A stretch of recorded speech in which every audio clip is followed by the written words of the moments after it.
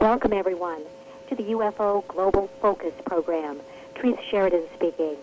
It's an honor to welcome as today's guests of the UFO Global Focus Program, Dr. Michael E. Sala and Angelica WhiteCliff of the Exopolitics Institute, a nonprofit educational organization with website at www.exopoliticsinstitute.org.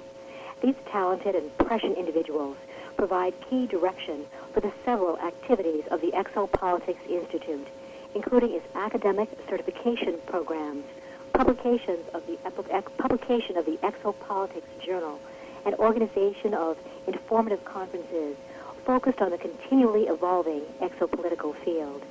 President, founder, and a director of the Exopolitics Institute, Dr. Michael Sala's trenchant research, books, and articles reflect his distinguished career as a university professor, conflict resolution designer, and specialist in U.S. foreign policy and international politics. As a successful international conflicts arbitrator and persuasive proponent of Track 2 or citizen-based diplomacy, Dr. Sala analyzed the political ramifications of the ET presence in his book, Exopolitics, Political Implications of the Extraterrestrial Presence, publisher Dandelion Books, 2004. A celebrated scholar in the disciplines of conflict resolution, international politics, and U.S. foreign policy, Dr. Sala has authored 4 books in those respective disciplines, as well as more than 70 chapters, articles, and book reviews on peace, ethnic disputes, and conflict resolution. Dr. Sala's work in the specialty of dispute resolution has included research and field work in Sri Lanka, Macedonia, and East Timor. Dr. Sala holds a Ph.D. in government from Australia's University of Queensland, as well as an M.A. in philosophy from Australia's University of Melbourne. Dr. Sala's past academic appointments include the Center for Global Peace and the School of International Service at Washington, D.C.'s American University, the Department of Political Science at the Australian National University in Canberra, Australia, and George Washington University's Elliott School of International Affairs in Washington, D.C.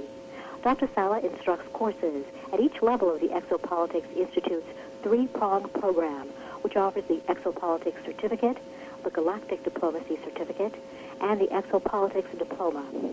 Angelica WhiteCliff, who assisted in the founding of the Exopolitics Institute, serves as a director. A multidisciplinary researcher, Angelica WhiteCliff's innovative work has significantly contributed to the academic programs of the Exopolitics Institute. Angelica co-founded the Galactic Diplomacy Program and coordinated the Citizen Diplomacy Program. She serves as course instructor for these academic programs as well as a seminar instructor for the Exopolitics Diploma Program. Angelica's insightful research reflects her recognized abilities as a natural clairvoyant, telepathic communicator, interpreter, and gifted teacher, as well as interest in the extraterrestrial relationship to humanity and the study of consciousness. Now, a note here to our audience, and that is you can hear this wonderful program on the International UFO Paranormal Radio Network, www.paranormalradionetwork.com, also on Live 365, and via the Pal Talk forum, www.paltalk.com. If our listeners would like to participate in the network's virtual auditorium on Pal Talk, simply download the Pal Talk Access program and visit the Paranormal Radio Room under the Social Issues section. Now, quick comment here. I neglected to note this. Dr. Michael Sala and Angelica WhiteCliff serve as co-organizers for the Exopolitics Institute conferences. They're currently preparing for the May 2008 Earth Transformation Conference, focusing on new science, consciousness, and contact. This May 2008 conference will prove another event memorable for the impressive credentials of the speakers as well as the highly informative content of the presenters, of the presentations. Now, for full details on the May 2008 Earth Transformation Conference at Kona, Big Island, Hawaii, please refer to the webpage, earthtransformation.com. Again, the site for the Exopolitics Institute is www.exopoliticsinstitute.org. Now, U.S. listeners, any questions? There's a toll-free number, 1-877-786-0562. And also our Pal Talk listeners can feel free to ask questions at the mic. Well, please pardon that lengthy introduction, but your accomplishments are just so many. Dr. Sal and Angelica, thank you for graciously accepting the invitation to speak with us today on the latest developments at the Institute and that very exciting May 2008 conference in Hawaii. Welcome. Thank you, Trish. Appreciate your welcome and going through all of the different activities that we are doing here at the Institute and in Hawaii. We're looking forward to the show and giving your listeners more of an idea of exactly what is happening in the field of exopolitics. And I'm delighted to be with you here today, too, especially at this wonderful holiday time when spirits are so high, and I think we have a lot of information to share that's very uplifting as well and just matches this holiday feel. You know, I definitely agree, and thank you so much, Angelica, for reminding me to wish a very sincere holiday well wishes to all of our listening audience. Whatever your faith, we hope you're really enjoying this very special season. Thank you for reminding me of that, Angelica. Appreciate it. Okay. Now, before this discussion gets underway, I wanted to note for any of our listening audience who haven't really been following the exopolitics developments, this wonderful definition that you people have at your sites of exopolitics, which describes exopolitics as, quote, the scholarly study of the main actors, institutions, and processes associated with an extraterrestrial presence that is not acknowledged to the general public, elected officials, or the mass media, end quote. That's a wonderful definition of that term. Yes, it's important to acknowledge that this issue concerning extraterrestrial life and its political implications really needs to be looked at closely in a way where people don't necessarily have to believe that extraterrestrials are visiting us because there's a lot of dispute over the evidence. But if we can encourage people to start considering the political implications and the public policy aspects of extraterrestrial life, then we are opening the door to them looking at the pool of evidence that has grown over the years that extraterrestrial life is very real and that we have been visited. Excellent points there. Now, Dr. Sala and Angelica, first of all, and I hope I'm not just rushing here to this key topic, my concern, but I know that our audience wish to hear all the details concerning the current plans for the upcoming May 2008 Earth Transformation Conference with its focus on new science, consciousness, and contact. I'd love any details now, and also later in this program, I know this is going to be another historic conference event. Well, you know, Patrice, one thing that we're really pleased to do and what we feel is the most cutting edge in conference agendas is bringing contactees to the forefront. And last year we brought someone from Mexico who had never before spoken to an American audience, actually to any large audience before, about the remarkable contact experiences he's been having for over 40 years. And again, for our 2008 event, we have already got confirmation that we're going to be able to bring a Bolivian contactee who is the only person that we've come across who's had physical contact with inner Earth beings down in the Lake Titicaca area in Peru. And so we feel that this is so exciting to bring forth contactee information that is completely about an uplifting, positive message for humanity and relates to the evolution of consciousness on the planet. That's excellent. And, you know, I had the opportunity of attending last May's Exopolitics Conference in Hawaii. Of course, we're looking very much forward to this May's upcoming conference. And I definitely heard and appreciated the presentation of, I believe it was Senor Hector Palacios. That's correct. Yes. What really powerful points he made, and I just found it a very uplifting and highly unusual presentation. Lots of new information, and he was looking at the field from different perspectives that I had not heard before. Yes, and this is one of the things, especially as we look to other cultures, and in many of the Spanish-speaking countries, the idea of having contact with extraterrestrials is something it's a part of their history. It's a part of their worldview that contact has always taken place, and these are ancestral, races who are in communication. And it's so fascinating to hear people speak coming from that perspective, which is so different than in the U.S. Definitely. And, speaking of different cultures, Angelica and Dr. Sala, could you please tell us more about this historic conference in Japan that occurred this past autumn? Now, for our listeners, this was the first international conference on extraterrestrial life ever held in Japan and featured 5 key presenters: Dr. Sala Angelica WhiteCliff, retired United States Air Force Lieutenant Colonel Wendell Stevens, Senor Hector Palacios, and Alex Collier. I'd love to hear from you, Angelica, the details of this historic event. Well, we felt so honored to be able to bring this first international exopolitical conference to the shores of Japan, and the welcome that we received was just exceptional. People are so ready in Japan to know more about the extraterrestrial presence, information on what's taking place at a political level, at a social level, and how this is going to affect our future. And because we were able to integrate different research concepts, from science and technology to information from people like retired Lieutenant Colonel Wendell Stevens, who's been doing contactee research for over 60 years, to have his input and what Dr. Michael Sala brought to the table.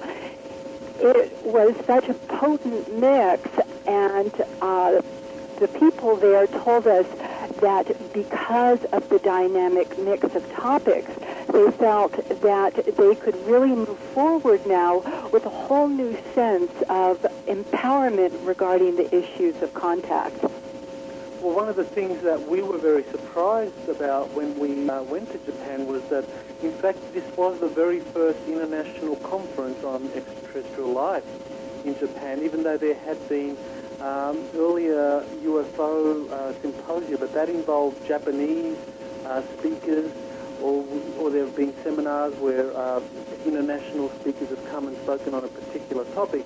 But this was the first time that there was an actual conference with internationals coming to Japan, speaking about extraterrestrials in a way that was not really something that was kind of limited to the UFO phenomenon, but going well beyond that and looking at extraterrestrial life and its various ways it would manifest. And what's important about the Japanese culture is to understand that the Japanese, it's not so easy to get them to kind of entertain new ideas. So, but when they do, they are very committed, and we saw that very clearly at the conference, in terms of the level of commitment and the transformation that happened there at the conference. So we are looking forward to working more closely with the Japanese in doing future events where we can combine together themes of Earth transformation and extraterrestrial contact. Well, Dr. Sala and Angelica, I really have noticed these remarkable recent developments as far as Japanese interest in the subject matter. Of course, your conference was such a major historic success. Also, I remember at your outstanding conference this past May in Hawaii, several charming Japanese family attendees. I believe they might have been members of the New Earth Civilization Creation Club in Japan. I was very impressed. Now, do you note a particular openness and interest among the Japanese on the extraterrestrial presence issue? Apparently you do. I have a feeling, though, that they might ask you again for another tour, conference tour, even later this year. What do you think? Boy, I'd love to go. Any plans for another tour to Japan? Well, we are actually going to be discussing that over the next few months with the New Earth Civilization Club, which is a newly formed club in Japan that's promoting Earth transformation. Now, one of the things about the Japanese is that they are very concerned with the kind of Earth transformation or Earth change events that many people are talking about, and what that means for Japan. Because Japan sits on the Pacific Rim, and it's volcanically very active there. And so they are very concerned about what will happen if all of a sudden we enter into a period of human history where you have heightened seismic activity, earth change events. What happens to a country like Japan with a very large population in a very small, volcanically very active area, or sorry, earthquake-prone area.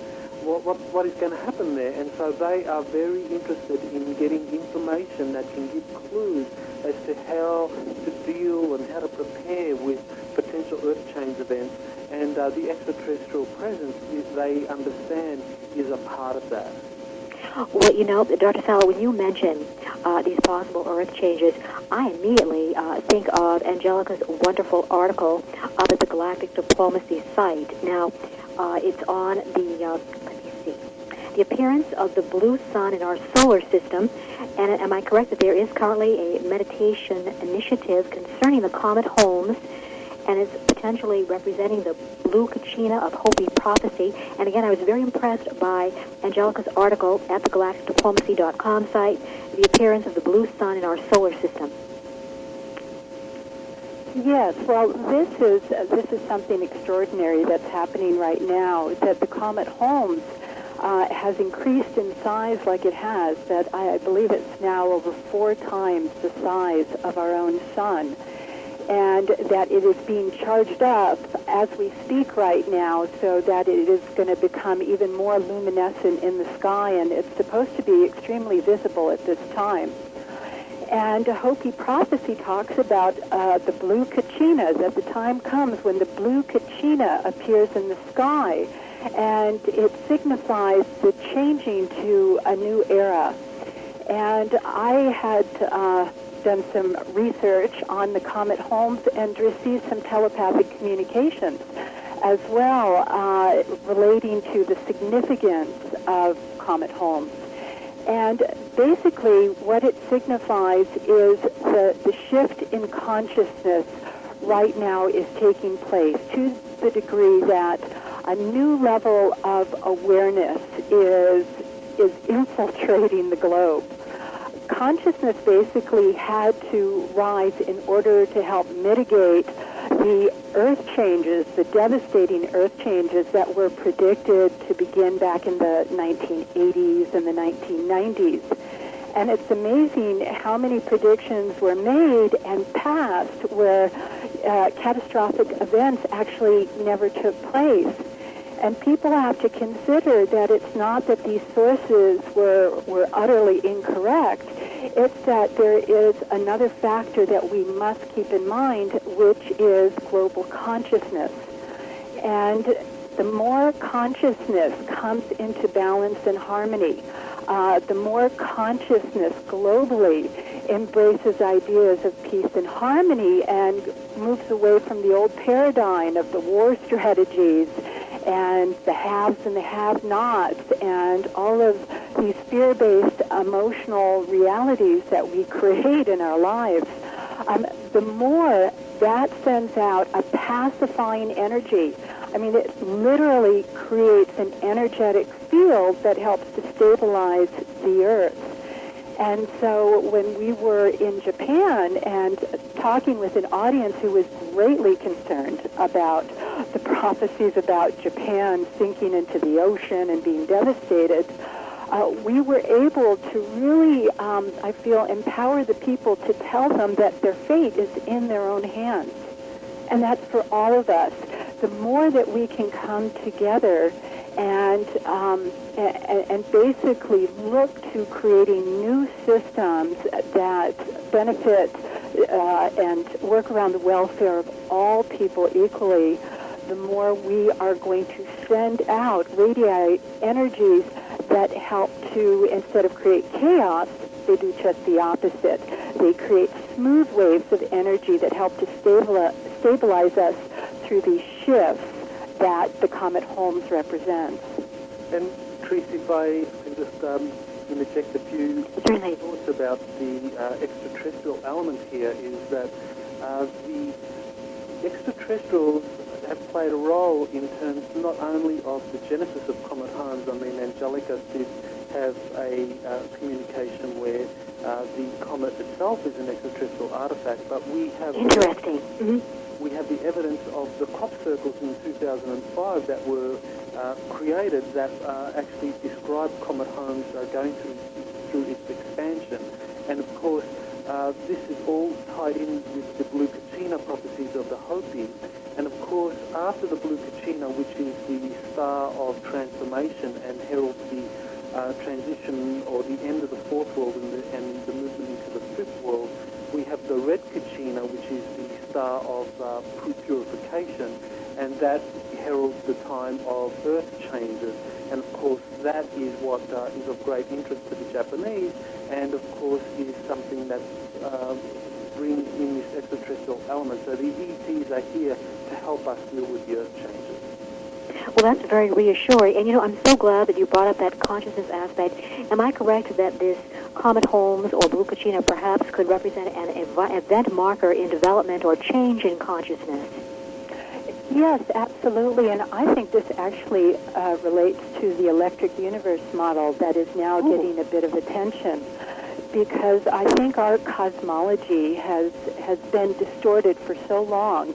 And, cosmology basically is the blanket understanding and affects so many other fields of research, even how we look at, the stories, the ancient stories of our history. And because I think our cosmological model is just wrong and distorted, now there are new ideas coming out with the electric universe model that explains how the interactions in space in relationship to plasma. And I think that the blue Kachina heralding, or Comet Holmes heralding this new consciousness, we can equate this to a very practical, grounded level of us understanding or finally coming to the truth of cosmology. And once we find the truth in that field, it's going to affect every other field of research and bring us back a balanced, real, honest picture of who we are and where we come from. Fascinating commentary. Now, Angelica, one of several aspects that I so appreciate about this past May's conference, so wonderfully organized by you and Dr. Sala, concerns the new scientific discoveries and technologies discussion. I was amazed by the power of the presentation by the physicist Nassim Haramein of the Resonance Project and the latest discoveries. I know his comments on the event horizon and the importance of spin were absolutely intriguing. Now, Mr. Haramein's address was so brilliantly given that all members of the audience, including myself, could appreciate the advanced scientific principles he was describing. Any feedback from his presentation? Do you have plans to invite him to next May's conference or any similar presenters? Well, we are so delighted that we just spoke on the phone with his colleague, Dr. Elizabeth Rauscher. Yes. And she is very excited about wanting to attend our conference, and she is just awaiting. She said in the beginning of May there is another commitment that she had to another event, and we are all hoping that the dates are not going to fall on the same date. And if that's so, she is going to join us for the 2008 conference to present more on quantum theory, on consciousness, on new advanced healing technologies, as well as she herself has some fascinating information around Hopi prophecy and the scientific foundations that now actually we can prove many of these facets of Hopi prophecy relating to our modern scientific understanding. Oh, that will be really a wonderful development, and thank you for that additional information, Angelica. Fascinating.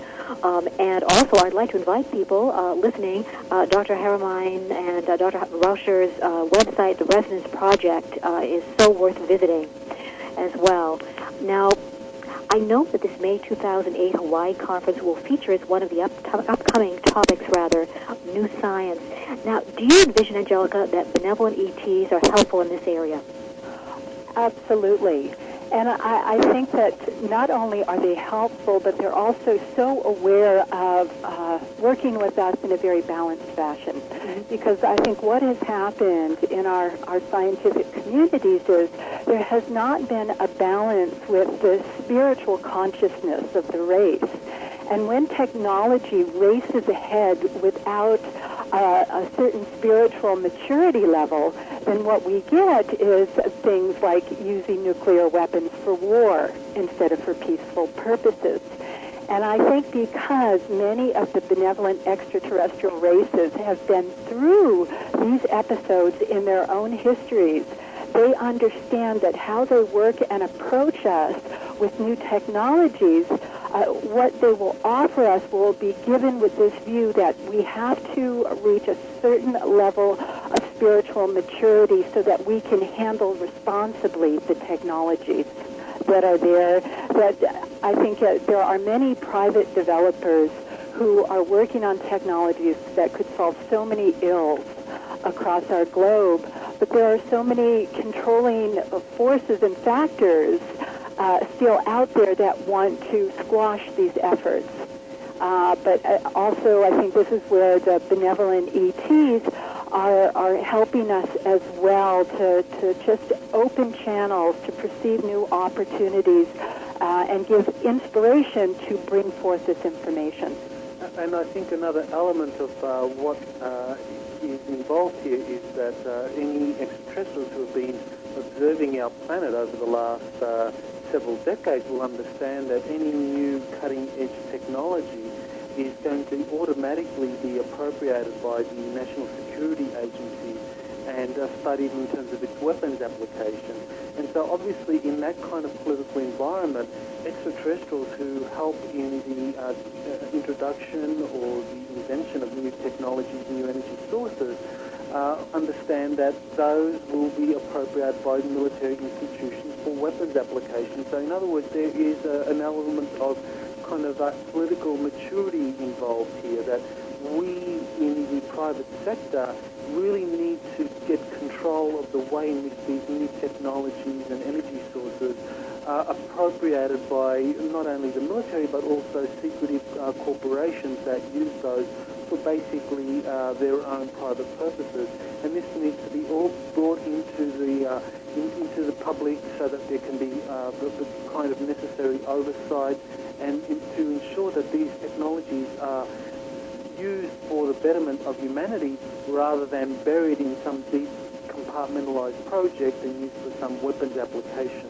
And so that is what I believe the extraterrestrials are really trying to help us with, not only in the introduction and the development or the understanding of these new energies and technologies and the science that underpins it, but also in moving forward at a politically sophisticated level so that we can make sure that these technologies and this new profound information is not misused for weapons purposes. And that is really where we bring in the whole exopolitical element, because unless we move in a kind of multifaceted way where we're moving on all fronts simultaneously on the kind of on the scientific, technological, economic, and also the political, unless we do that all together, then what we risk happening is that any advances in technology or energy that may not be shared to the world and would present a threat to the extraterrestrials themselves. Beautifully said. Now, Dr. Sal and Angelica, the Exopolitics Institute offers an academic and research haven not only for dedicated researchers and scientists in the extraterrestrial field, but also for whistleblowers and insiders who might wish to share and further investigate the information they hold. Your research has produced several milestones. You've already begun to discuss them. Fascinating. Would you wish to mention now current research initiatives or expand on those already mentioned and a particular focus of study at this time? Your reference to these impending Earth changes and consciousness developments certainly are an interesting aspect of that. Well, one of the things that we are doing at the Institute is to try to pull together the expertise of the various people that are involved in the advisory boards and of course in the board of directors itself. So we are trying to get people to work together in coming up with new initiatives, and that really is based on getting people to feel comfortable sharing their ideas and collaborating with others. Because one of the things about this field, and you probably would appreciate that, is that those that get drawn to the whole ET phenomenon tend to be mavericks, tend to be people who think outside the box and are willing to take risks, that are willing to kind of like accept the social kind of ostracizement for taking on topics that most people consider to be ridiculous or a waste of time. So we all tend to be mavericks in our own unique ways, and that presents challenges in terms of cooperating, because mavericks tend to be very individualistic and are used to taking risks on their own. And so to kind of get people to collaborate together is not always that easy. So that's what we do in the Institute, is we try to get collaboration going. And we are doing that in moving forward with a number of projects. You've already mentioned the various conferences that we've organised. The certification program is another important way in which we are cooperating together to put together the first coherent set of courses for people to take online so that they can educate themselves about extraterrestrial life and all aspects of that. So that's another area in which we're cooperating. We've cooperated in setting up a journal where there's an exopolitics journal where people can submit reference articles for publication. So that's another area in which we are cooperating. And so we are looking forward to the next edition of the journal coming out in early January. So that's something you can look forward to. And finally, we are now moving forward with a news site. It's going to be called Exo News. And that will be something that you can expect early in the new year, and it'll be the first exopolitics news site where there'll be people who can post their own op-eds, their own short essays, as well as mainstream news on extraterrestrial life. And that, again, is going to be a cooperative venture, because my particular philosophy is that the more we can get people to work together, pool their talents and their knowledge, the more easy it's going to be for us to move forward and open up this field to the general public. Very well said. Some very excellent points there. Dr. Sala, your exopolitics comment of November 24th, 2007, published in UFO Digest and posted at your website, www.exopolitics.org, is entitled, Exopolitics, Discipline of Choice for Public Policy Issues Concerning Extraterrestrial Life, end quote. There's several powerful observations in that text, including that the exopolitics subject matter will eventually become an academic discipline studied at the university level. Now, Dr. Sala, you referenced your Exopolitics Journal, a wonderful publication, which does contain essays reviewed by that research area's peers. Your academic research and publications and those of your colleagues, both in book and academic article form, indicate a strong marker that exopolitics is assuming an increasingly important role in ET studies. Your comments on this? I think you've already referenced some aspects, but further comments. Well, it's a very important article, I believe, simply because it points out that exopolitics is going to be serving a functional need for the understanding the public policy implications of extraterrestrial life. Now, one of the things that I know in terms of having worked in university teaching international politics and political science, yes, is that the political scientists, they look at the public policy issues associated with any development that pertains to international politics. And so when we consider the question of extraterrestrial life, the only impediment to that being considered at the moment by academics is that there still is not mainstream acceptance that extraterrestrial life exists anywhere in the universe, even though there is kind of speculation and kind of people say, yes, well, we believe that the universe is so big, so many trillions of star systems, that of course extraterrestrial life exists out there. But there hasn't yet reached the point for university departments that specialize in political science to consider extraterrestrial life as something real. But that will change. That will change very, very soon. And all it might take is just an announcement. The announcement that maybe they found fossilized life on Mars, or maybe that they have found radio waves from an advanced civilization from some galaxy or some star system in our own galaxy. There'll be some significant announcement by NASA or some other body that deals with space issues concerning the discovery or the confirmation of extraterrestrial life. Now, once that happens, And what you'll have is that every university department will start looking at, well, what are the public policy implications of extraterrestrial life? And so then they're going to look at, well, what do we call this? Do we call it ufology? Do we call it UFO studies? Or do we call it something like exopolitics? Well, there'll be a precedent here because exobiology is accepted as an academic discipline that uses exo as a prefix for denoting consideration of biological processes from the perspective of extraterrestrials or from or off-planet biological life. So similarly, when we look at the public policy implications of extraterrestrials, you will have a similar mainstream acceptance that exopolitics is the discipline or is the term or word of choice to describe this burgeoning or this new academic field, which will be the public policy implications of extraterrestrial life. And so that means that exopolitics really is the discipline of choice.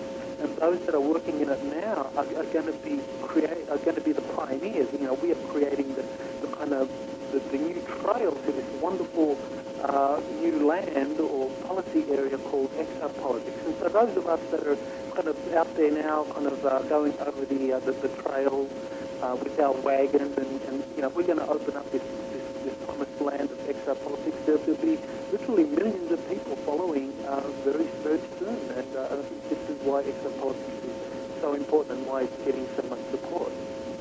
Well, again, very well said. Exopolitics, to me, in my humble opinion, sounds as though it's really on the cutting edge of the latest academic research. Now, on the immediacy of exopolitics, I wanted to reference, Dr. Sala, your report of April 2007 in the Exopolitics Journal, which discussed this past spring survey. It was entitled, quote, Survey on Extraterrestrial Visitation, Public Feedback and Analysis, end quote. Now, this was fascinating. Your report posted at the www.exopolitics.org website indicates, among several important results, that, quote, 85% of respondents believe that extraterrestrial civilizations are visiting the Earth, end quote, and that, quote, 86% believe that the U.S. and other national governments are covering up information about extraterrestrial visitors, end quote.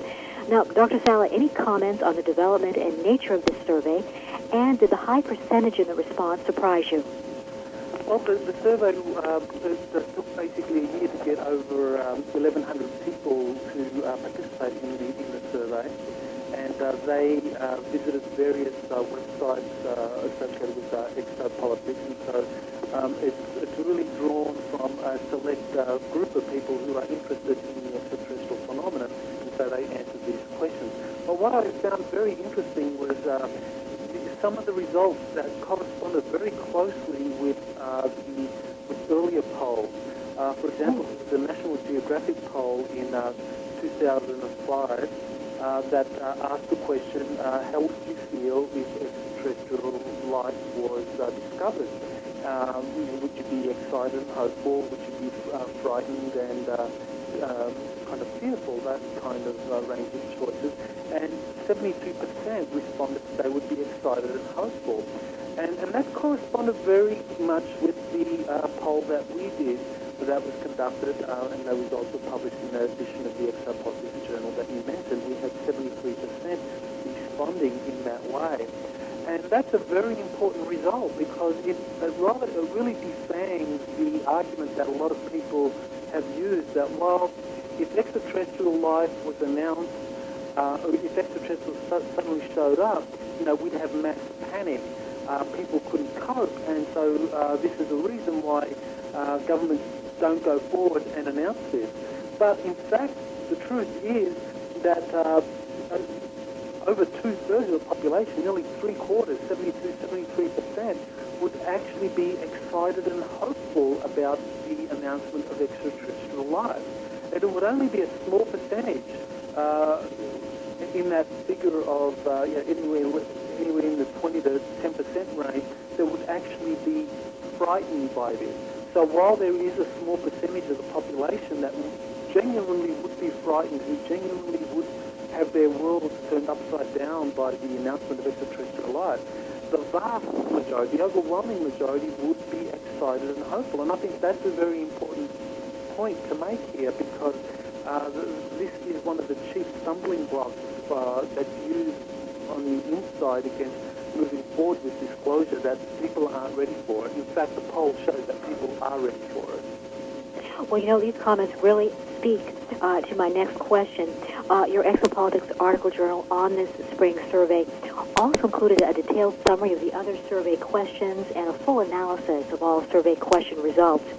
Your report conclusion notes, quote, "In conclusion, the survey indicates a high degree of intellectual and emotional maturity of respondents in dealing with a range of very complex issues concerning possible extraterrestrial visitation and government cover-up of evidence," end quote. Dr. Salve, you've already begun to comment on this wonderful conclusion. Any further comments to make? Well, I think the survey was really intended to get people thinking about the policy implications that have been ignored. There really is a need for people to start thinking seriously about, well, what are we going to do about some of these issues that were raised? For example, the role that public officials have played in covering this up for many decades. What sort of process should be put in place to deal with them, especially if we find out that there have been certain violations of individual rights that have occurred? Do we have some kind of political process like a truth commission where public officials come forward to disclose everything and they're given amnesty? What do we do about some of the issues such as the space weapons? I mean, should space weapons be used against extraterrestrials? I mean, this has been secretly happening behind the scenes for several decades. People aren't aware of this, but there have been energy-eating weapons that have been used against extraterrestrials, and I believe successfully have brought down a number of extraterrestrial vehicles. Well, I mean, this needs to be brought out to the public, and there needs to be a policy debate about it, well, whether this is ethical, whether we want to do this, and why this is happening. So these are all this kinds of policy issues that we need to start considering, and these surveys are a good instrument for getting people to start thinking about them. Interesting information there, and I know we'll be continuing the discussion after our break. The break, though, will occur in about, I'd say 10 minutes now, so I have time, hope, for one question before the next segment. Now, I'd like to ask both of you this. I do note that Dr. Sala's impressive work in international conflict resolution suggests key knowledge and experience that could prove invaluable in assuring that in the future, as new protocols for ET interaction are devised, the framework will be equitable to both humans and extraterrestrials. Now, Dr. Sala, in your dispute resolution experience, your international arbitration experience, did you find that it was possible to balance in the negotiations or arbitration setting what was initially an unequal position for one of the parties in terms of resources, leverage power, or other capabilities? Well, that's always the trickiest part of any negotiation process, when there is a kind of asymmetrical distribution of power. One actor is more powerful, has all of the kind of major resources, and the other actor is quite weak. And so you have this kind of negotiation process where more or less one actor is asking for things and the other actor is trying to hold on to what they have. And that happens very often in international conflicts. But what happens in the conflict resolution process is you try to kind of get the actors to identify common needs or identify their respective needs and then work to identify how they can satisfy those needs in ways that go beyond the kind of the surface issues or the positions that the parties take, which are often dominated by the power disparity. If they can go deeper into the needs, what is the fundamental needs that actors have? Like for some actors it might be security or it might be recognition. So those are important needs, and that might be something that you can solve just through the dialogue process. And so when we apply this to the extraterrestrial issue and the imbalance of power that has occurred over the several decades, decades, all we need to do is identify the respective needs of each party, and then we can come up with solutions where each party can feel that their needs are being satisfied, and so you can have an agreement drawn or accepted in principle. And I think that's really the way we need to go, because I don't believe that extraterrestrial life operates on the principle of kind of jungle out there. I think it's highly organized with councils where there are these bodies that deliberate on kind of space policy, galactic policy, and so we need to understand that there are norms out there that exist.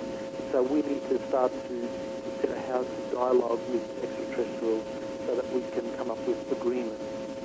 Another reason why the exopolitics programs, and including the Galactic Diplomacy Certificate, are such immediacy at this time.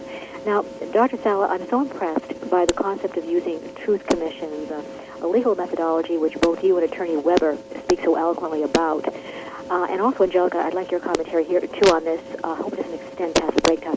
Do you still think that this process of using truth commissions to investigate, reveal, and then grant immunity to the disclosing parties for any violations committed would permit a healing process to those individuals who've experienced negative activities on the part of certain negative ETs with possible human collaboration? And I want to add here, I read last evening some of Angelica's writings on warnings given to the reptilians and the Greys. Very powerful message there. And I would like your comments. Well, let me just briefly say something before Angelica comments about that issue, is that I think it's important to understand that there are two different forms of justice that exist that are cited in the literature. One is the punitive form of justice, which most of our legal systems use, which is basically someone commits a crime or infringes someone's rights, and you think of a punishment for that individual, for the perpetrator. So it's all based on thinking up punishments for the perpetrator. The other form of justice is called restorative justice, and it's often practiced by indigenous peoples. And what that does is that it focuses on the victim and restoring or giving them some kind of compensation or dealing with their grievances. And so what we're looking at in terms of a truth commission is really a restorative form of justice, where those that the victims of what has occurred over the last 5-6 decades, that they have recognition of what they went through, they have whatever compensation that is required, and that they are given some kind of process of healing their own pain, their own hurt. And I think that's the restorative justice process, and I think that's why Truth Commission is such a brilliant idea. So I didn't want to cut too much in Angelica's time. I know that restorative process is a wonderful idea, and I'm dying to hear from Angelica as well. Powerful writings, powerful comments, Dr. Sala. Angelica. Well, on this topic, I'm reminded of a Google video segment that I just saw from a section cut out of Michael Moore's latest movie, Sicko. There's a segment that he decided not to put in the movie because he thought the American people just wouldn't believe it. And it's the segment in which he went to Norway, and he actually looked at their penal system. And in Norway, even for the worst of crimes, the longest prison term is 22 years. And when you look at their prison system, they don't have institutions like we do. They have places where prisoners are taken, but they are not put in little cells. There are not these really confined conditions, actually just the opposite. And it works on the principle and the idea that if you can restore someone's dignity, if you can treat them like a human being, because somewhere along the way they lost their humanity. Maybe they had such a difficult life, or because of the circumstances of life that shaped them, they lost something along the way that helped them to lose their identification with the fact that we are all interconnected, and that when one person hurts, it affects everybody to some degree. And I think that we can look at this idea that Michael Moore showed of how prisoners are treated or how people are punished in Norway, and you can apply this on a greater scale.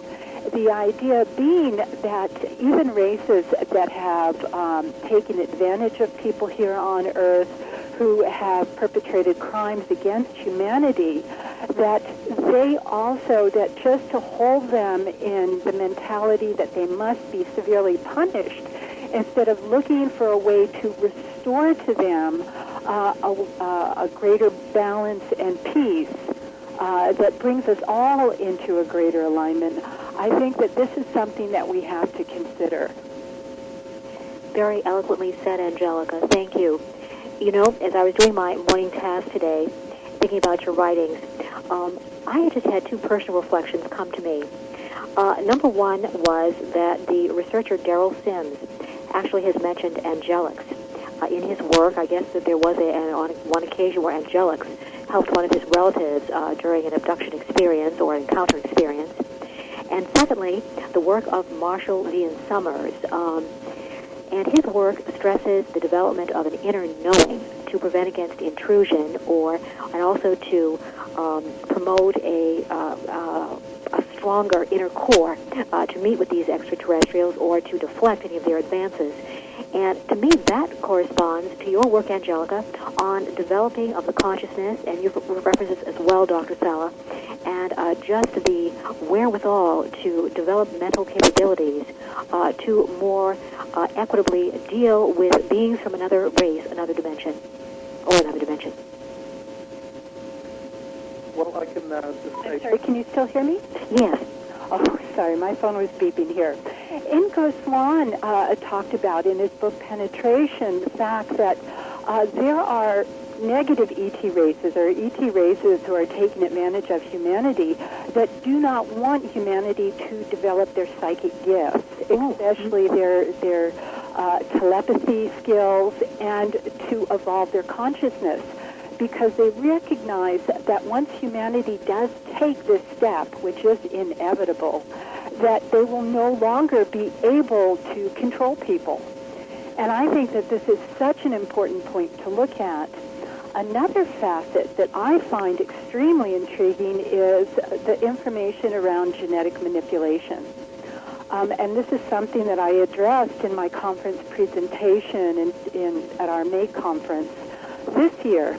And that is that there are several races that are doing a lot of genetic experimentation and manipulation. And they put forth the idea that they want to create a hybrid race. And this is to save humanity with the coming changes. And I think that that is really spin on information, because when you look at consciousness as the cause of all manifestations of life, and you start to look at consciousness chooses its perfect vehicle of expression for an experience as it is ready. So, in other words, consciousness will decide to take on a human form in order to have a particular experience that's going to advance its own evolution. And it's going to choose the perfect vehicle. And once it has upgraded, consciousness upgrades its information enough through experience and gaining wisdom and insight, then it will upgrade the form. And the human template, we know, has been around for billions and billions of years. And every time an individual, or every time consciousness incarnates through the human template, it's strengthened. So this idea that an ET race can come along, especially like a fourth-dimensional ET race that is just a little bit more scientifically advanced than ourselves, can come along and manipulate the human template and say that it's creating something better, I think is something that is quite ridiculous, and that we really have to look at what is the requisite amount of spiritual maturity and wisdom that would allow us to outperform what consciousness does. So I think that one of the major questions that we are facing as a race at this time, and as we go galactic, meaning that as we start to interact consciously with other extraterrestrial races, we have to not only define ourselves as a race, who we are, but we have to make the choices of how we are going to advance. And are we going to do this through genetic manipulation, for example, or are we going to do this by developing consciousness and become like the Eastern Masters talk about us, developing these supra-conscious abilities in which we become the masters over energy and over matter and are able to do this through our thoughts alone. So to me, this is one of the most fascinating aspects right now in research, in consciousness research, and uniting that with the ideas of extraterrestrial contact. Angelica, those are very powerful statements and certainly provide a very thought-provoking approach to this entire issue. Very, very timely, extremely innovative. Now, unfortunately, we have to take about a 7-minute break here, but I can't wait to return to this discussion. I'd love to have you reference more of your wonderful May 2008 presentation. Also, developments there with the certification programs, certificate programs rather, and also generally your research with the different ET races. We should be right back, and I, for one, just can't wait to return to this discussion.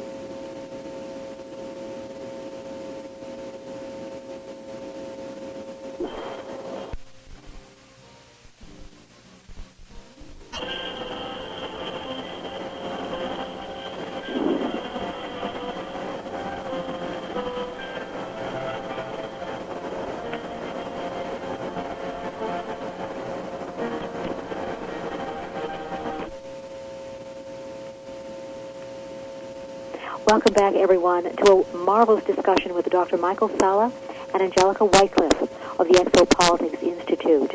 Again, one of their many websites is www.exopoliticsinstitute.org. For any of our audience members with questions or comments, please feel free to call our toll-free number in the United States at 1-877-786-0562, or approach the mic at the program's virtual auditorium at the Pal Talk Forum under the Social Issues and Politics category, www.paltalk.com. Now, Angelica, would you be good enough to add any further comments you'd like to make on this wonderful point you've made that rather than concentrating on genetic manipulation or enhancement, the humanity should instead be learning from these benevolent ETs processes to improve consciousness or telepathic abilities and just inner development? Yes, absolutely. Well, first of all, I think that we have to look to our own scientific level of advancement. For example, we look at genetic manipulation that our scientists are doing right now with crops. And we found out that these crops that are genetically engineered, Monsanto is a corporation that's putting out so many of these bioengineered seeds that are Roundup ready, for example, and we're finding that the ramifications of eating the food produced from these seeds is detrimental to the human body. And so here is an example of where science does not have the requisite maturity level in order to utilize, to put to work its skills in a productive level for humanity. And we have to look at other races coming to our planet, and we cannot assume that just because a species is scientifically more advanced than us, that they have the requisite maturity level to apply their scientific levels of advancement in a way that is going to benefit us positively in all ways. So it's just a heads up to us to pay attention and to not think just because someone is scientifically more advanced that they are necessarily better than us. We know from our own science that this is not, in fact, the case quite often. And so looking at consciousness and developing consciousness, I think, is the most important important facet of our future, because it is in developing ourselves, developing and taking responsibility for our thoughts as well as our actions, and working toward peaceful and harmonious projects that build new social structures across the globe. I think this is what is going to catapult us into a whole new age, which is going to take us out of this very destructive, chaotic model that just about got the best of us. Very powerfully said. Now, Angelica, I had the opportunity of hearing your excellent presentation at this past May's Kona Exopolitics Conference. I believe the topics were the importance of extraterrestrial relationships with humanity's origins, and also the methodology now and objectives for benevolent ETs to be visiting the Earth to try to assist us in these many processes. Could you expand on that? And if I'm not mistaken, too, you gave a somewhat related topic at Japan. I'd love to hear the results there. Wonderful conferences this year and wonderful topics. Well, thank you. There's a lot of directions I can go here, but I want to start out. In Japan, one of the questions that the audience asked regularly was, why don't the benevolent extraterrestrials just step forward and fix our problems for us? Right, the proactive question, yes. Absolutely. And the answer to that has many facets. First of all, you have to consider that when you step in and do something for someone else and not let them take responsibility for their own life, then they don't learn from their mistakes, and they are quite apt to repeat the same mistakes again in the future. So, in essence, stepping in and just fixing something for someone in their life does not ensure their future, does not ensure that they gain the wisdom from the experience in order that they can create a better future. And many of the benevolent ET races are looking at us and recognize that freedom of will is one of the most important gifts in the universe, that you get the freedom to choose your own fate or destiny, and that other races, even though they are more advanced, do not have the right to take this away from you. So they look at us not only as individuals, but collectively as a race, and see where as a race we are choosing to go, and they are honoring this path that we choose. So they will step in and they will assist and inspire and even intervene in ways which do not take away from our personal responsibility nor our collective choices. And I think this is very important to look at. There is just no good that comes from somebody stepping in and just fixing everything for us. Because the whole idea of evolution is consciousness taking a vessel in order to gain experiences through which it will learn, through which it will expand and grow, and through which it will give back to the universal or the collective understanding of all things. And we are participating, and we really need to honor and we need to, I think, celebrate that we are going through this process, and to see it as a great gift and not as a burden that we just wish someone else would take off our shoulders. So that's one facet. Now, on another front, there are there is a handful of what we might call negative ET races who are more than happy to exchange technologies for the right, for example, to harvest human DNA for their own purposes. They will step in and in exchange for perhaps being able to extract certain resources from the planet and being able to establish bases here, then they will give technology either to our military, to the secret government, to various secret projects, that they have no problem in doing this.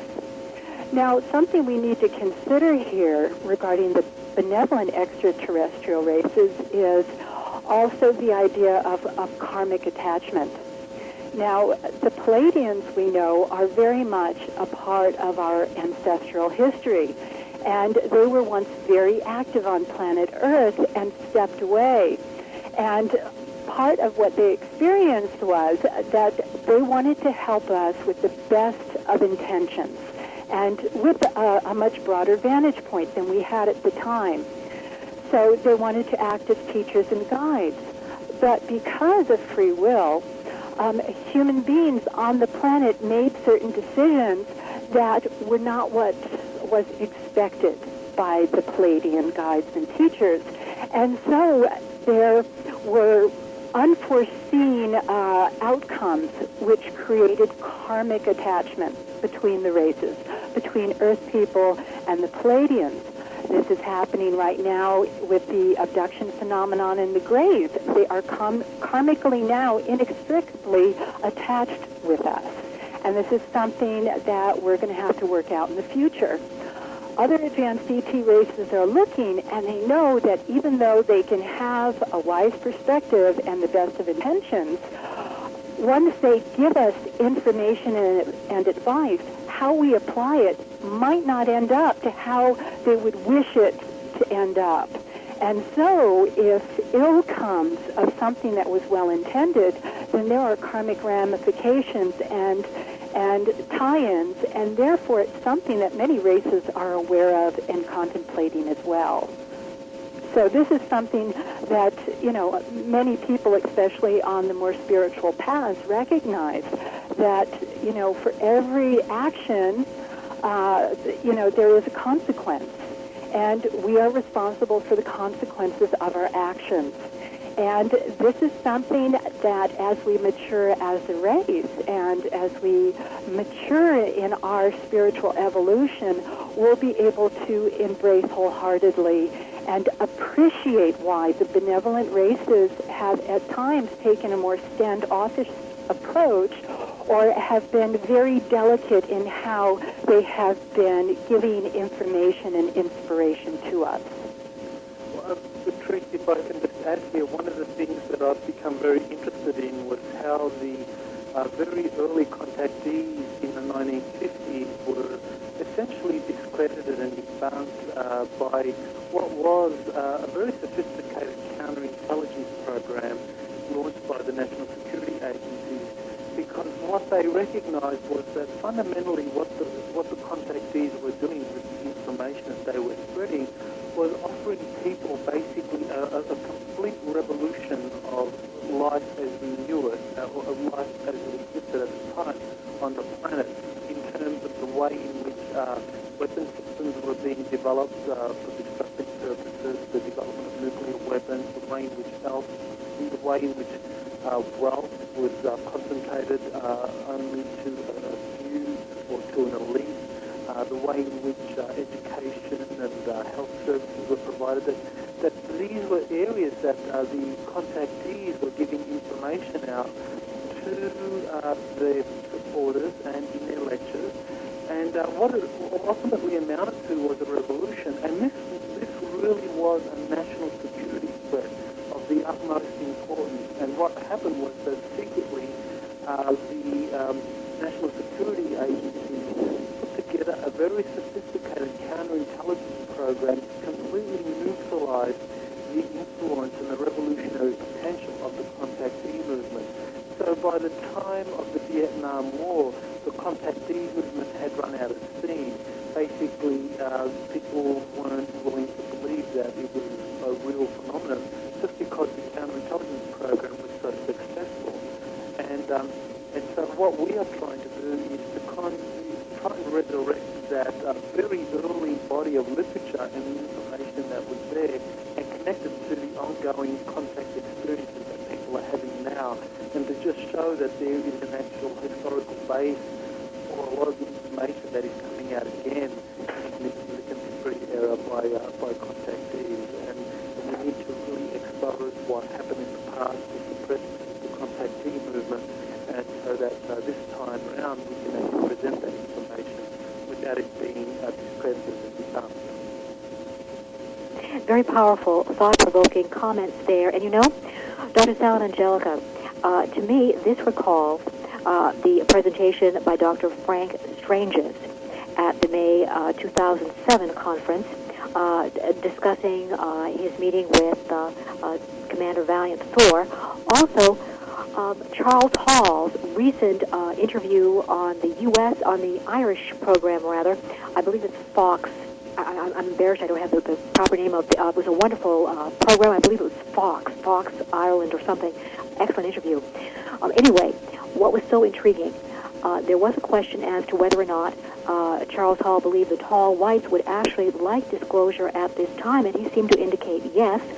Also, Angelica, your writings and information on the different races, including the Pleiadians, fascinates me, and I remember that Dr. Sal had in October 2006 Exopolitics Journal paper, quote, Extraterrestrials Among Us, end quote, which discusses reports of human-looking extraterrestrials and their present interaction. You know, we'd love to have you people share more information on these human-looking ETs. Well, you know, I would like to start by talking about the Anunnaki.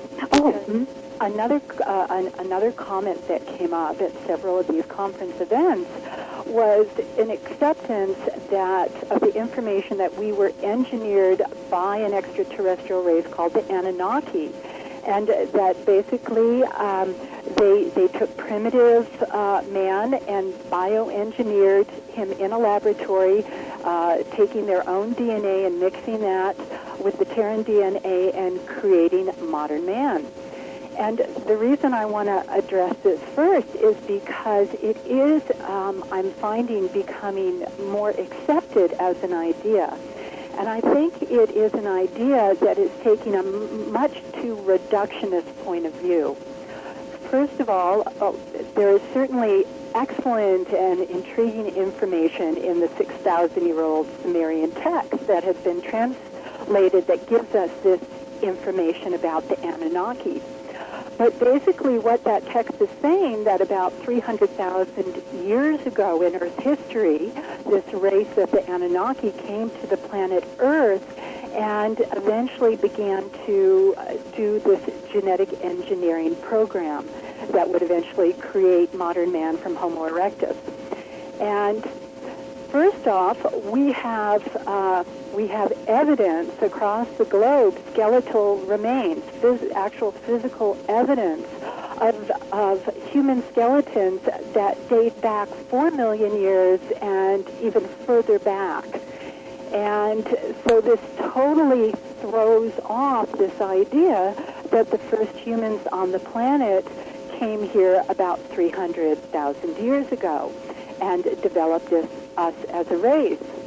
Another reason why I think this is very reductionist is that you're not taking consciousness into account at all with this model to say that one race bioengineered humanity. Consciousness, as I talked about earlier, is able to take the perfect template of manifestation to create the perfect vessel of expression for itself at the level of experience it desires to have. And so, on any given planet, how life expresses itself and evolves completely revolves around consciousness. It is not this slow, incremental process that our science has mistakenly taught us. And fortunately, we have wonderful researchers such as Michael Cremo, who has just, we just got the email this morning, he has accepted our invitation to speak at our May 2008 event. Excellent. And he has 2 groundbreaking books. One is Forbidden Archaeology, and his latest book is Human Devolution. And he talks about the massive amount of archaeological evidence showing us that there have been human beings completely equal to modern man walking around on planet Earth for millions and possibly even billions of years. And he worked very much with the Vedic information, with the Indian text, and talks about the concept of human devolution in that consciousness basically goes and down through the layers of density and works its way down instead of working its way up in an evolutionary process. And so we are so excited to have him.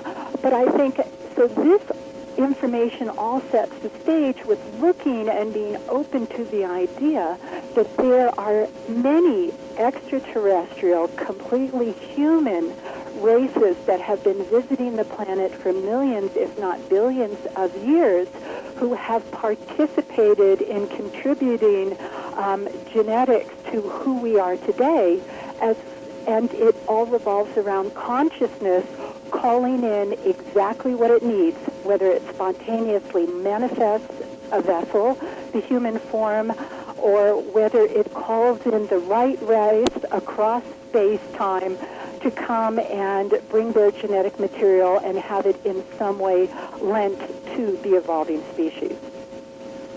And Trace, if I can add here that this is one of those areas that we really need to study in terms of the literature that was produced by the early contactee movement, where they did talk about the extraterrestrials living among us. Now, one of the things that you don't get in the modern kind of reports of the experiences, either from the kind of the abductee or the contactee literature, is many accounts of human-looking extraterrestrials that live among us.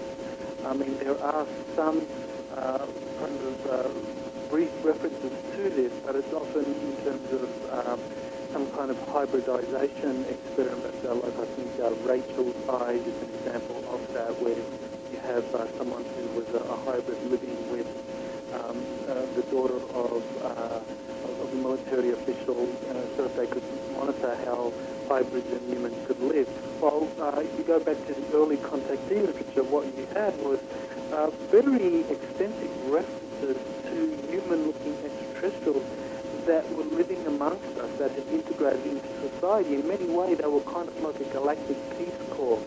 And I believe that this really was the thing that freaked out, to use that word, the national security agencies, that they were so frightened of that group of extraterrestrials because they understood that not only does this group of extraterrestrials have incredible technologies and advanced mental abilities and communication capacities, but that they also looked so much like us that they could integrate our society and kind of directly interact with citizens, giving them information about things that we didn't want citizenry to know. So this is where you have the whole kind of counterintelligence effort going into high gear, kind of ridicule and debunk the field so much that anyone that looked at this phenomenon would be considered a crank.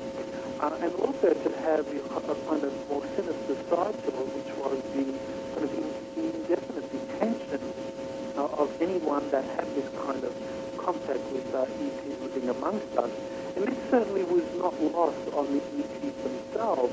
And this is one of the things that we've been told in terms of being researchers in the field, that if we were to have contact with extraterrestrials that were willing to meet with us, that this would endanger us from the national security agencies, who watch these types of interactions very, very closely, that they have the technology now to monitor where extraterrestrial life forms land and where they interact. And so this presents great challenges to anyone who has physical contact with extraterrestrials, because there are ways to monitor these. And so this is something that is an area that really needs to be brought out into the public. We need to look at this not only from the perspective of the early contactees having these incredible experiences with extraterrestrials, some of whom lived amongst us and have integrated into society, but also in terms of the counterintelligence operation that was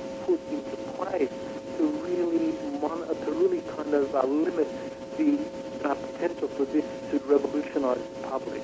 So this is one of those areas that I'm very interested in, and actually I'm working on an article at the moment for the next edition of the Exopolitics Journal on that particular topic. So that'll come out in early January, so you can keep your eye out for the next edition. I definitely will. And, I just have to, with a caveat here, I want to make sure that my information is correct, but if I remember correctly, you have done some wonderful research on interaction of humans with ETs appearing in human form here, or of human form, human-like form. And did I remember correctly, you might have referenced the work of retired Command Sergeant Major Robert Dean. I know he did a wonderful Project Camelot interview recently, and noting here, it mentions that he worked at an organization with the acronym SHAPE in Europe, and I thought that, if I remember correctly, that he mentioned that aspect of of human-looking ETs already being on the planet and causing some concern to other humans as to just where they are, with whom are they interacting. Thanks for raising that, Trish. Yes, that's a very important piece of information because Command Sergeant Major Robert Dean, he actually worked at the Supreme Headquarters of the Allied Powers in Europe, and he accessed to the Supreme Headquarters Operations Centre, which is really the kind of nerve centre of NATO, really where the top NATO commanders congregate to be able to prepare in the case of any kind of, at the time, attack from the Soviet Union or any contingency that NATO would face. And so he had access to the most secret NATO documents, and because he was in charge of the duty roster for the senior officials there, the colonels and so forth, he was given certain favours, and one of those was to be able to read some of these documents that dealt with extraterrestrials. And so he had access to a 1964 publication by NATO called The Assessment, and it looked at extraterrestrials and the threat that they posed to NATO operations. But what was interesting was that in reading through the documents and the annexes and so forth, he found that what really concerned NATO was that some of the extraterrestrials looked just like us, were so human that they could easily infiltrate human society and infiltrate NATO military operations, and in fact even be in the White House. So this was one of the things that really concerned NATO. So this was confirmation that in fact the human-looking extraterrestrials looked so much like us and could so easily integrate into human society that this, from the perspective of the military and the national security agencies, was the most extreme national security threat they could imagine to be infiltrated at the highest levels of the policy-making process. And so this gives you an idea of just why this counterintelligence program was so important and why it was so secret and it's so well covered up. And even now, people don't know about it. And so that's something that I'll be talking about in my presentation or in my paper in the journal next month. I very much look forward to reading that article. Now, also, Dr. Sauer and Angelica, you're doing wonderful work there with the exopolitics programs and the exopolitics certificate, the Galactic Diplomacy Program, the Citizen Diplomacy Program, and the Exopolitics Diploma Program. Now, on a positive note regarding all this human concern regarding interaction with human-looking ETs and other races, I can see that these programs could really address a need on the development of protocols and just student and public awareness of these matters. Well, I think it's important to recognize that many of the contactees, especially contactees with races, human-looking races within our own solar system, tell us that these races, who are part of our ancestry here on Earth, have gone through the phases of war and poverty and disease, and they have overcome these things. And they have developed systems and institutions that are much more evolved in their thinking and their implementation toward a more balanced and harmonious interaction with all people. And so we very much can look for inspiration to these different ET races to help us to come up with new models for our own future, new educational models, new political models, and really in all fields this can be influenced very positively. And so our programs that we are offering with the certification programs start to empower people to go through the process of first recognizing, what are our own things that we have to offer, because we can't look at ourselves as being less and step up to this interaction. We have to have self-respect first and understand ourselves as a species as we step to this table to start interacting more consciously and on a larger scale with different ET races, even the benevolent ones. And so our certification program really gives a wonderful foundation of the history of ET interaction, where we have been, what we think we know, and what are the protocols and the steps to interacting and bringing about the most positive future for ourselves. That sounds really excellent. I noticed at the www.galacticdiplomacy.com website several articles on point there regarding empowered interface, which would be so a necessary step, a necessary trait for successful negotiations or a diplomatic interface. Now, also I note as well that there is a cetacean aspect, and I hope I'm not going off on a tangent here, but I just had to know a personal account. When I was at the May 2007 conference, I had a lovely young lady approach me, and she told me that she and her husband had moved to Hawaii that year, and that she had been receiving communications from cetaceans. To me, perhaps these cetaceans, and I know you've noted this at the site, represent another sentient group that also offer a resource for information as well. Well, I think it's important to understand that most extraterrestrial races communicate telepathically. Mm-hmm. And our cetacea are a wonderful species who are acting right now as a teacher for countless people, because they are a telepathic, empathic race of beings. We have artists here on the island who have drawn the most incredible pictures that look like a mixture of sacred geometry and brilliant etheric colors and scenes that look like another reality. And one of the first times that I ever came to Hawaii and swam out in the open ocean with a pod of dolphins, I felt myself drawn into this other reality where I experienced in my mind's eye these pictures of these geometries and colors that was something I later would find artists were beautifully depicting. Well, I had the opportunity to ask one of these artists, Jean-Luc Bezzoli, who's actually a neighbor of ours and has done a couple of animated films about fifth-dimensional consciousness and cetaceans, to ask him where he got his inspiration. And he told me he was swimming with the dolphins, and they showed him another reality that they coexist in. So, we are really limiting ourselves when we think that we are the only race on the planet and that we are the most capable race on the planet. There is much going on this world that can help teach us and prepare us to interact with the galaxy and with other extraterrestrial races if we open up to take advantage.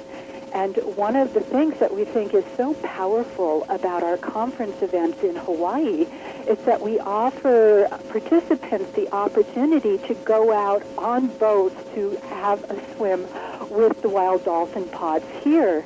And many people have experienced not only spontaneous healings on emotional, spiritual, and sometimes even physical levels, but they find that their intuitive abilities all of a sudden escalate, because when you are in the presence of a master, then it stimulates you with those thought forms, with those patterns, that you begin to duplicate what you are experiencing. And so this is why your intuition, when you are with a good psychic, can be kick-started. And that's what happens with the dolphins when we're in the presence of the dolphins. But another aspect, too, is that they are actually emotionally quite mature in that they are able to hold quite consistently a joy and a wonderful, balanced expression for life. And that consistent expression of joy and love that they express, people find that when they swim just in the energy field of dolphins, they come away and they love themselves a little more deeply because they've just gotten a more honest picture of themselves through the eyes of the dolphins. So there are just countless ways, again, that the dolphins really can help us in this whole field of extraterrestrial contact. And I'd like to remind our audience that after the Earth Transformation Conference, am I correct here, Angelica? May 16th through the 18th, 2008, Big Island, Hawaii, Kona. Don't miss it. There also is a seminar held directly thereafter with the cetaceans, and I hope so much I can attend that as well. I have some concerns here with the dear elderly parent, making sure there's someone here for her, but I'd like to attend both. It will be tremendously informative. Both the Earth Transformation Conference itself, May 16th through the 18th, 2008, Kona, Hawaii, and also the seminar directly following. And also, if I'm not mistaken, there probably is the May thereafter, a one-day swim as well as the seminar itself going on directly thereafter. Right. We try and present many different options for people so that if they can only stay an extra morning and at least have that experience of contact with the dolphins off of a boat, we have the best staff in the world here to help everybody feel safe and comfortable in the water and to help them to have the optimal experience. And for those people who really want to immerse themselves in the whole idea of broader contact, then I offer a 6-day seminar after the event. And we swim with the dolphins. We're also going to do a night snorkel swim with the mantas, because one of the things that the benevolent ETs have taught us is that we really need to go within and to conquer our fears and to conquer the shadows within and find through our joy and find through our gratitude for life and all of the gifts a way to move forward that empowers us in the best of ways. And so the 6-day seminar is really designed to help people to go within and reach for the very best in themselves, as well as working on developing intra-dimensional communication skills and bridging to ET races and the great force of consciousness in the universe that is working to evolve us all. Very well said. I certainly hope that I can attend both, and I strongly encourage our audience to. Very valuable events. Well, we'd love to have you there, Therese. It would be an honor. Thank you. And also, the website, too, one of the websites on this conference is earthtransformation.com. Now, Angelica and Dr. Sala, again, I had the good fortune of attending both the 2006 and 2007 Exopolitics conferences. Now, I was present when the principles of each of those texts, the consensual texts drawn up at them, respectively, the Hawaii Declaration on Peaceful Relations with Extraterrestrial Civilizations and the 2007 Earth Transformation Conference Declaration were discussed both by conference presenters as well as attendees to reach text provisions that would represent a true consensus fully endorsed by both presenters and attendees. This was such a powerful initiative. What's the feedback, or what updates have you received on these documents? Well, I know that the Hawaii Declaration on Peaceful Relations is definitely getting a lot of support out there. People are distributing it, and people are thinking about what it would mean to have peaceful relations with extraterrestrials. And that's really what the goal was of that declaration, to really put out there the importance of us thinking through what it means to have peaceful relations as opposed to hostile relations, because we believe, based on the evidence, that the national security agencies have implemented what really is a hostile policy to many extraterrestrial groups. And while they have negotiated and reached agreements with some groups, we believe that their approach generally to other groups that are not willing to enter into agreements to share technology for basing rights and permission to experiment and so forth, that the policy has been kind of like hands-off, stay off this planet, otherwise we'll shoot you if you come near us. And I think that this is really a hostile policy, so what we need to do is come up with an alternative and put energy into that alternative by envisioning what exactly we would want peaceful relations to be with extraterrestrials. And so that was really the idea behind the 2006 declaration. And last year, or this year in 2007, we came up with a similar declaration on Earth transformation. What would be the way in which we would want Earth transformation to occur? And so again, we just had a process by consensus whereby people could participate in that. And we think the process itself is very important of a consensus decision making, that as we move forward into a new world, it's going to be different to the way things were done with an elite-driven model, but we're going to have more of a consensually driven model where those that have an interest and are willing to participate in the process, that we operate from consensus, because that really is the way in which it can work. And so that is an initiative that we certainly are very supportive of, and we're definitely looking at that as what we think this year, but we still haven't decided yet.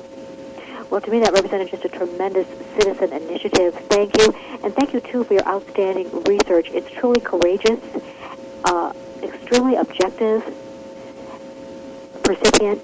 Thank you. Thank you. Well, thank you, Teresa. I think you've been one of the most prepared interviewers I've had, so I congratulate you on how thoroughly you've gone over the material and come up with your questions. So thank you for all the work you've done. It was truly a joy to review your information, extremely valuable. Now, as we come close to the end of the hour now, I'd like to just ask people who want to sign up for your certificate programs, when is the next semester? The next semester begins towards the end of January. I believe it's around January 19th, 20, sometime around then. And people can just go to the Exopolitics Institute website and they can click on the link there to the certification program, and they can find out what courses they're interested in, or if they want to enroll for a whole certificate, that they can do that as well. We have three courses being offered next semester, and then we have the seminar being offered in May that also will be part of the credit that people can get for towards any of the certificates or diplomas if they wish. So definitely they can look to the website, get the information, and I'll be very happy to answer any questions people have online or by phone. That's excellent. And again, I want to remind our audience please check out the very informative websites at www.exopoliticsinstitute.org, as well as the earthtransformation.com website, the galacticdiplomacy.com website.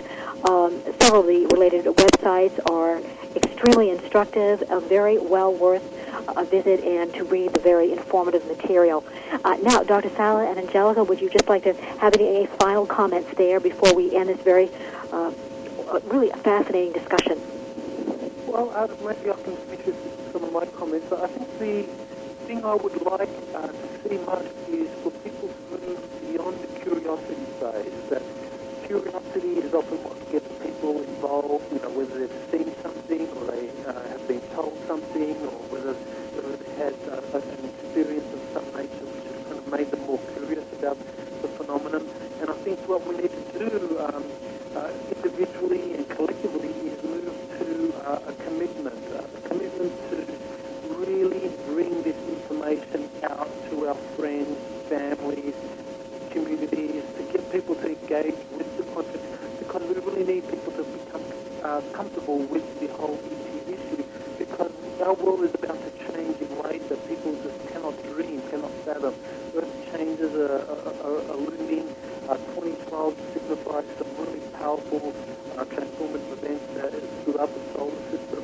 So we really need to start moving forward, kind of like moving from talking the talk to walking the walk. We need to really start walking the walk of lives so that we can make this planet transform into something really that we can all be proud of. So again, thank you for inviting me on the show. And I'd like to add there that I think it's so important with so many things wrong that we don't end up focusing all our attention here. We're learning from wonderful films like The Secret and What the Belief that we create our own reality through our thoughts. And so it is so important at this time that we focus our attention, all of our energy on what we do want to create, not what we don't want to create. And I think that is a habit that most people are going to have to learn how to break, because we are so good at holding on to, like a dog with a bone, those things that we don't like.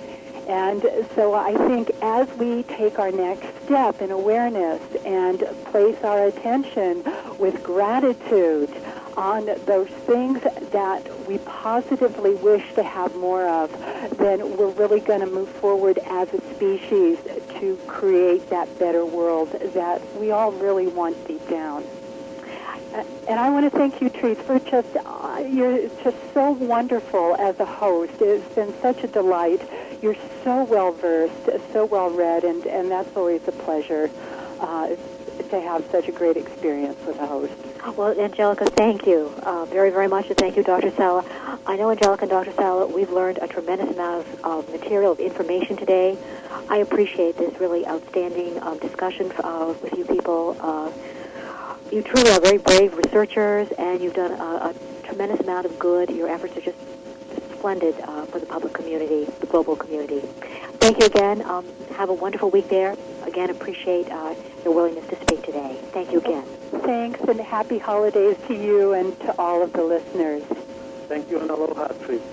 Thank you, aloha. Bye-bye. Thank you again. Mahalo.